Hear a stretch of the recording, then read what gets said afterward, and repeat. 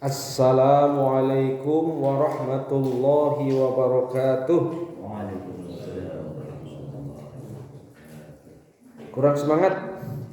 Assalamualaikum warahmatullahi wabarakatuh. Alhamdulillahi rabbil alamin. Wassalatu wassalamu ala asyrafil anbiya'i wal mursalin wa ala alihi wa ashabihil mujahidin at-tahirin. Wa qala Allah ta'ala fi kitabihil karim, a'udzu billahi minasy syaithanir rajim. Kutiba alaikumul qitalu wa huwa kurhul lakum wa asa an takrahu syai'a wa huwa khairul lakum wa asa an tuhibbu syai'a wa huwa syarrul lakum wallahu ya'lamu wa antum la ta'lamun. Amma ba'du, bapak-bapak hadirin sidang jamaah salat subuh Masjid Al-Lafali rahimani wa rahimakumullah. Sungguh sangat beruntung kita di hadapan Allah Subhanahu wa taala. Karena Allah Subhanahu wa taala membangkitkan kita kembali dari kematian kita yang sementara atau dari tidur kita, lalu Allah memanggil kita untuk dipilih menjadi tetamunya. Pagi-pagi subuh sudah berkunjung ke rumah Allah. Ini sungguh merupakan suatu kenikmatan yang sangat besar ya. Nikmat apa lagi ya yang akan didustakan. Jadi kemampuan seseorang untuk hadir memenuhi panggilan Allah ya, itu adalah kenikmatan yang sangat besar. Dan pagi ini kita bisa menikmati daripada panggilan Allah ini, dan kita bisa meluangkan waktu di pagi hari ini untuk hadir menyambut undangan Allah di rumah Allah, untuk kita bersama-sama ya menunaikan tanggung jawab dan amanah kita dari Allah menjadi seorang hamba yang harus beribadah kepada Allah Subhanahu wa taala. Semoga ibadah kita diterima oleh Allah, amin ya rabbal alamin. Bapak-bapak hadirin rahimani wa rahmakumullah, akhir-akhir ini kita menjadi penonton ya. Harusnya nggak boleh penonton, itu paling nggak mendoakan gitu ya. Daripada peristiwa perang yang terjadi di antara dua negara ini, antara Iran dan Israel. Ya terus terang saja untuk diri saya banyak terkuras waktunya untuk melihat gitu ya, melihat bagaimana perkembangan peperangan kedua negara ini, dengan harapan dalam hati ya, artinya melihat itu hatinya was-was sambil berdoakan semoga pihak Islam itu dimenangkan gitu ya. Dan juga semoga pihak orang-orang yang mencoba, bukan hanya sekedar mencoba ya, yang ingin menghancurkan Islam, terutama sebenarnya ujung pangkalnya kan Palestina, masalah Gaza, karena dianggap yang paling menghalangi daripada perang di Gaza itu adalah Iran ya, maka Iran ikut diserang kan gitu ya. Tidak tahunya sebenarnya Iran diserang itu banyak keuntungannya. Keuntungannya apa? Keuntungannya ada alasan bagi pihak Iran untuk menyerang Israel gitu ya. Karena diserang duluan kan, sehingga mendapat legitimasi dari piagam PBB ya, kalau ingin membela diri kan gitu ya, karena diserang duluan dia punya hak untuk menyerang, dia punya kekuatan hukum untuk menyerang. Bahkan eh, kalau di dalam Al-Quran itu sudah ditegaskan ya. Sebenarnya ayat yang saya bacakan tadi di Suratul Baqarah ayat 216 itu terkait dengan peristiwa Hudaybiyah, di mana ketika umat Islam melakukan perjanjian dengan orang-orang Quraisy pada saat itu ya, itu setelah terjadi kesepakatan, mereka justru melanggar kesepakatan itu sehingga menyerang duluan. Dan sebenarnya secara dohir kesepakatan di Hudaybiyah, secara dohirnya itu merugikan Muslim ya. Orang Islam yang yang di Madinah ya, yang pindah ke Mekah itu nggak boleh dikembalikan ke Madinah.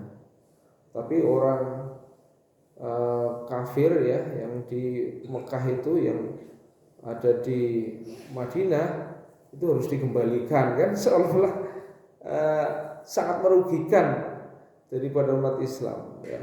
Sahabat-sahabat besar seperti Umar sepertinya juga nggak ikhlas gitu ya, tapi karena itu keputusan Rasul, ya udah diterima aja kan gitu ya.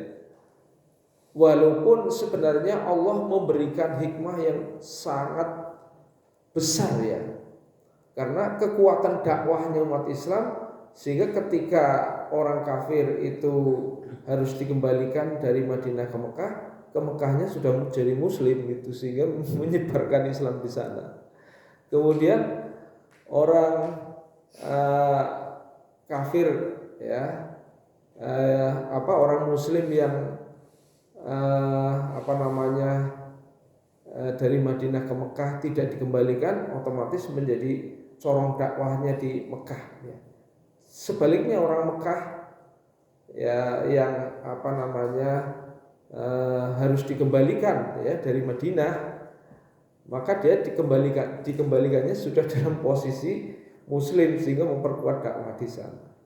Jadi Allah yang tahu sebenarnya rahasia di balik seolah secara dohirnya merugikan umat Islam, tapi adalah menguntungkan. Ini juga ya, ini kan perintahnya dalam Al-Quran ini, kutiba alaikumul qitalu wa huwa kurhul lakum. Kutiba itu diwajibkan, seperti kutiba alaikumusiyam, diwajibkan kepada kalian berpuasa. Kutiba alaikumul qital, diwajibkan atas kalian perang. Jadi konteks perang ini diwajibkan itu arti khusus ya, artinya kepada lawan-lawan yang telah menyerang. Dalam hal ini adalah Israel telah menyerang duluan daripada Iran, maka wajib bagi Iran menyerang balik gitu ya. Ada alasan yang kuat ya untuk menyerang. Kenapa diserang duluan? Bahkan kalau menurut saya Iran termasuk negara yang sabar ya, karena sudah berapa kali dipermalukan kan ya. Proksi-proksi Iran seperti pimpinan Hizbullah ya, itu bahkan pimpinan Hamas itu ya, proksi-proksinya bahkan dibunuh ketika itu menjadi tamu negara ya, menjadi tamu negara dibunuh, luar biasa. Tidak puas sampai di situ, bahkan dalam satu serangan 13 Juni itu kan 200 jam itu sekaligus menggempur daripada Iran, sampai petinggi-petinggi Iran banyak yang meninggal itu kan. Yang paling disayangkan ahli nuklir, ilmuwan itu kan, berapa mahalnya ilmuwan ya yang bisa mengembangkan tenaga nuklir, itu luar biasa kan. Nah, itu diserang duluan. Dulu ketika zaman Presiden Ahmadinejad ya, itu juga begitu kan, ilmuwan nuklir diancam gitu kan. Hadirin rahimani rahimakumullah, padahal Amerika sendiri yang punya nuklir ya, Israel punya nuklir, aku tok sing entuk kowe ora kan, gampangnya gitu ya. Jadi ini tanda suatu kehancuran umat ya. Ini dalam hadis riwayat Tabrani disahihkan oleh Albani ya. Ada hadis yang mengatakan begini. Al-muhallikatu, orang atau kaum atau umat ya yang akan hancur, cirinya ada 3. Kehancuran itu cirinya ada 3 ya. Yaitu pertama adalah fassah ya, fassahul mutu. Artinya adalah tamak atau rakus yang ditaati ya. Jadi sifat tamak dan yang ditaati ya. Jadi punya sifat tamak yang pertama ya. Yang kedua hawa mutabah, hawa nafsu yang diikuti. Yang ketiga al-ijabul mar'i bi nafsi. Yang ketiga adalah sifat ujub dalam dirinya. Nah, ini 3 unsur yang akan menyebabkan kehancuran seseorang, kehancuran suatu negara, kehancuran suatu kaum. Kalau sudah ada sifat itu pasti akan hancur ya. Pertama, saya balik keterangannya mulai dari ujub ya. Israel itu punya sifat ujub yang luar biasa. Ujub itu apa ya? Ujub itu adalah sifat untuk merasa dirinya hebat ya. Ujub ya, jadi yang lain itu kecil gitu ya. Sifat ujub itu. Nah, mengapa ya sifat ujub itu timbul ya di hati-hati orang Israel? Jadi munculnya sifat ujub di kalangan Bani Israel, artinya Bani Israel ujub itu ada beberapa penyebab ya, atau beberapa hal yang terjadi dalam dirinya. Yang pertama karena mereka merasa sebagai anak Tuhan gitu ya. Orang Yahudi itu mengatakan wa qalatil yahudu nahnu abnaullahi wa ahibba'uh. Orang Yahudi mengatakan kami dan orang Yahudi dan orang Nasrani. Wa qalatil yahudu wan nasara. Orang Yahudi dan Nasrani.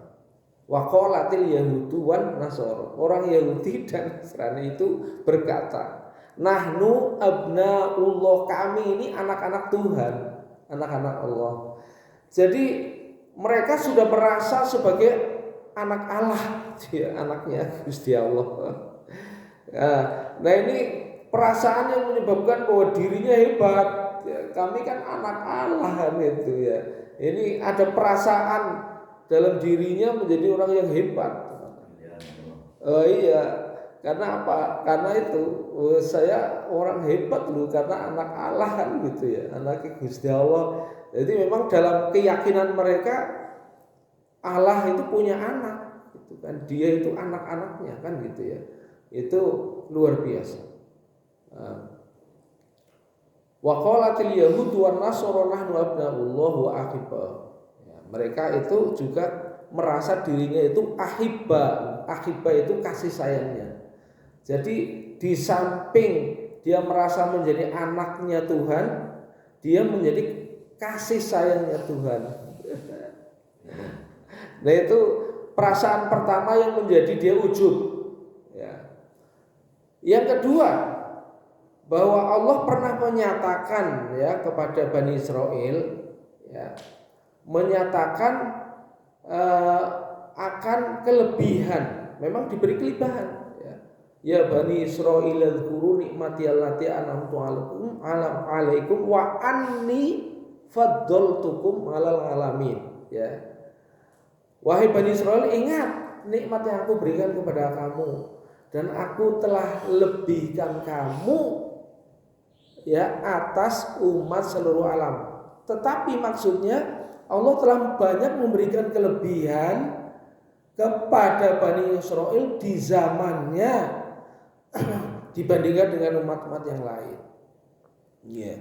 Jadi salah satu kelebihan itu nabi-nabi ya terdahulu kan kebanyakan dari Bani Israel gitu loh.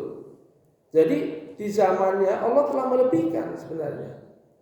Tetapi ini dipahami berbeda oleh Bani Israel. Dia merasakan bahwa Allah telah memilih Bani Israel itu menjadi umat yang boleh dikatakan itu yang paling terkemuka, ya, bahkan seluruh selamanya kan gitu pikirannya dia itu. Jadi ini yang akan menambahkan sifat ujub mereka bahwa kalian tuh kecil gitu ya.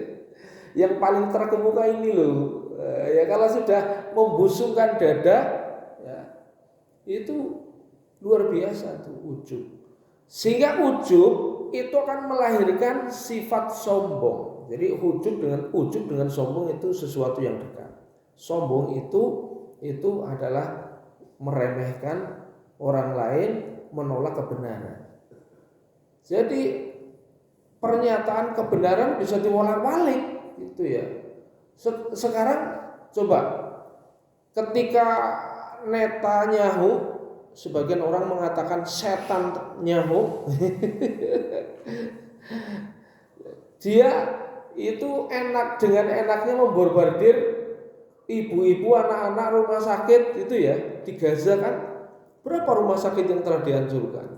Berapa anak-anak dan ibu-ibu yang menurut etika perang umat Islam kan tidak boleh nyerang ibu-ibu ya, mak-mak sama anak-anak itu kan nggak boleh menurut etika perang dalam Islam. Tapi justru mereka senang itu kalau generasi penerus nanti hidup Hamas kuat lagi gimana serang. Ini hadirin rahimani wa rahimakumullah. Jadi kalau kita lihat daripada orang Israel itu kesombongannya luar biasa, sehingga kebenaran itu diwolak-walik. Jadi seolah-olah dia jadi korban, padahal dia nyerang duluan, tapi seolah-olah dia jadi korban. Kemudian mengatakan ini kejahatan teroris yang luar biasa Iran karena rumah sakit diserang. Dia lupa dirinya sendiri ya telah menyerang ibu-ibu, anak-anak rumah sakit. Jadi kebenaran itu bolak-balik luar biasa. Nah itulah sesungguhnya emang orang kafir itu seperti itu ya. Walaupun sebenarnya nanti pembagian kafir ada kafir harbi dan kafir zimmi. Nah ini sudah di medan laga, itu kafir harbi. Yang kalau diserang kita dapat pahala, membunuh dapat pahala. Karena apa? Karena kafir harbi itu dia menyerang duluan kaum muslimin. Nah, itulah kehebatan Iran nanti ya. Jadi Iran itu luar biasa. Dia menyerang dan model serangan Iran itu tidak langsung dihabiskan senjatanya, ya. Tapi dia secara bertahap, ya, menghabiskan amunisi yang lama dulu, ya. Semakin hari itu amunisinya semakin canggih itu, ya. Itu kalau kita dengar bagaimana rudal sijil ya.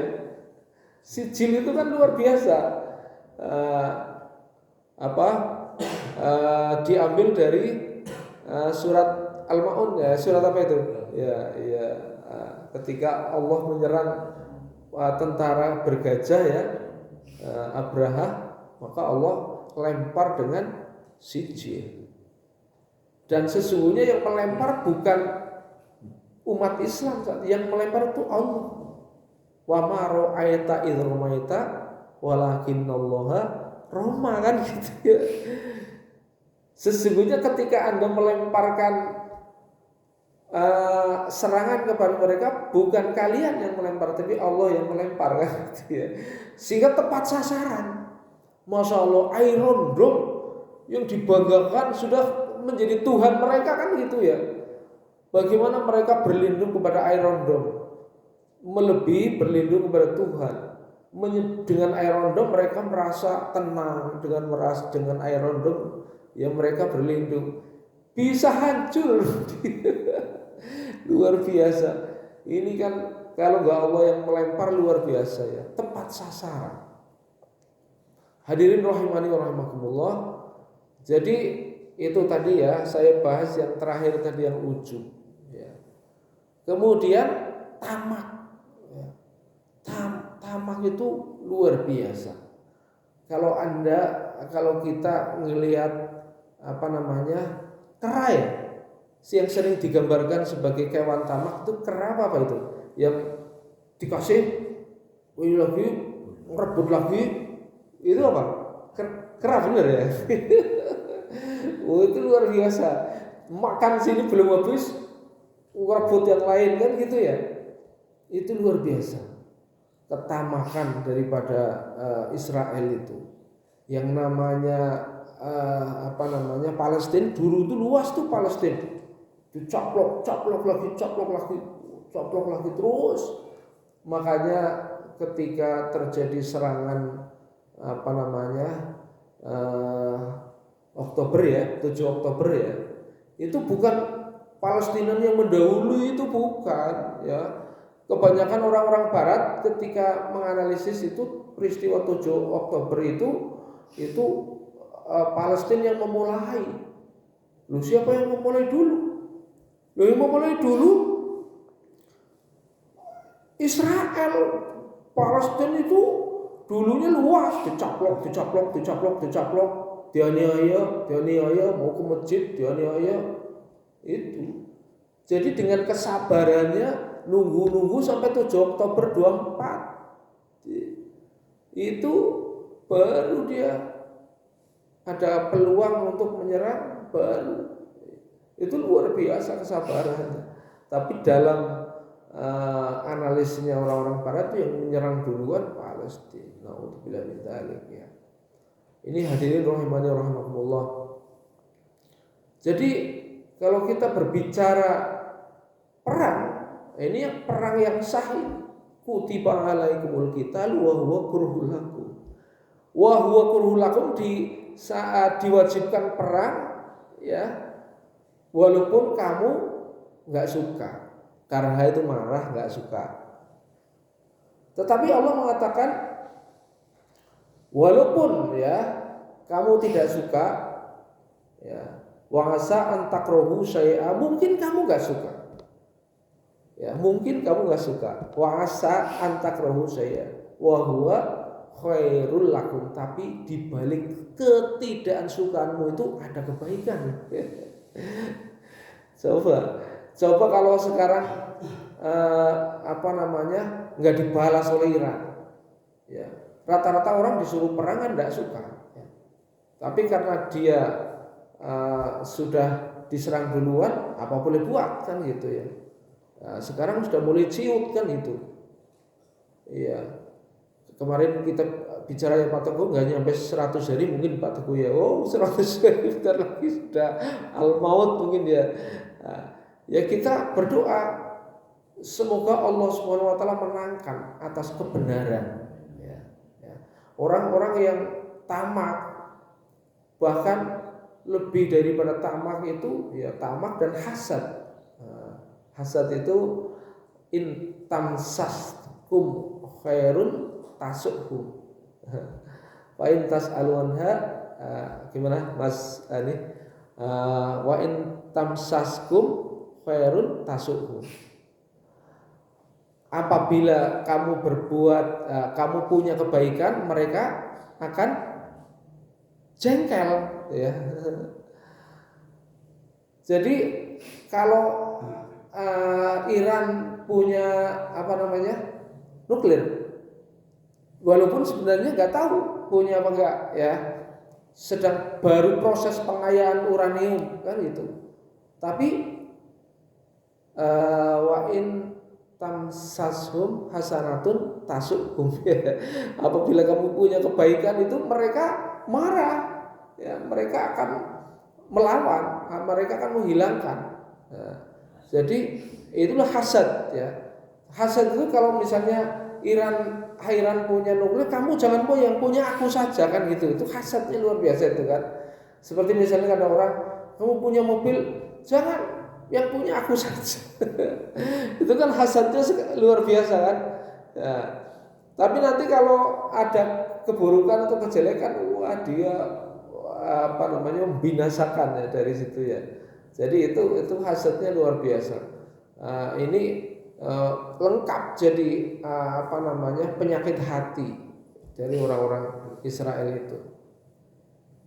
Hadirin rahimani wa rahimakumullah, sehingga dengan seperti itu Iran ada kesempatan. Mungkin sebelum Israel menyerang Iran, ya, bagaimana caranya membela Gaza? Ini ternyata yang berani terang-terangan kan hanya Houthi kan. Houthi, Hizbullah setelah ada ini gempur habis-habisan dibuat ini juga nggak berani lagi kan gitu ya. Biasanya itu operasi militer Israel itu yang diserang itu pimpinannya dulu gitu ya. Sehingga mereka menyerang pimpinannya berdasarkan beberapa pengalaman itu sampai Hamas dan sebagainya itu mulai pimpinannya dibunuh kan gitu ya. Naudzubillah min dzalik. Tapi yang diserang itu ternyata negara kuat ya tuh. Dianggapnya nanti kalau petinggi-petingginya sudah dibunuh lemah kan gitu ya. Dia akan bebas nyaplok Gaza kan itu tujuannya sebenarnya itu. Ya. Dia akan bebas nyaplok Gaza, bunuh orang-orang Gaza. Tapi kan nanti Allah pasti akan membantu negeri para nabi ya. Satu hari sampai orang-orang Yahudi istilahnya umpetan di pohon gorgot ini dia akan kejar kan gitu. Nanti satu hari kan. Hadirin rahimani wa rahimakumullah, inilah sesungguhnya ya yang terjadi dalam kehidupan kita. Adanya perang, adanya sengketa, adanya saling membunuh, itu mesti salah satu dari tiga unsur itu. Satu tamak, yang kedua adalah hawa muttaba'ah, yaitu hawa nafsu yang diikuti. Hawa nafsu itu kalau diikuti kita nggak ada puasnya dan berakhir kecewa, ya, pasti berakhir kecewa. Coba apa saja mengikuti hawa nafsu yang tidak berakhir kecewa, ya.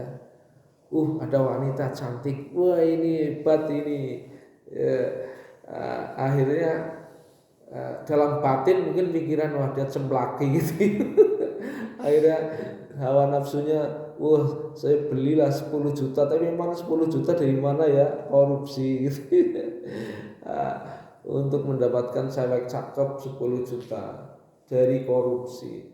Setelah korupsi dia zina. Setelah zina wah takut nanti kehormatannya jatuh, harinya dibunuh. Dibunuh khawatir kelihatan nanti akhirnya dimultilasi. Jadi hawa nafsu itu terus menimbulkan kehancuran dan kerusakan.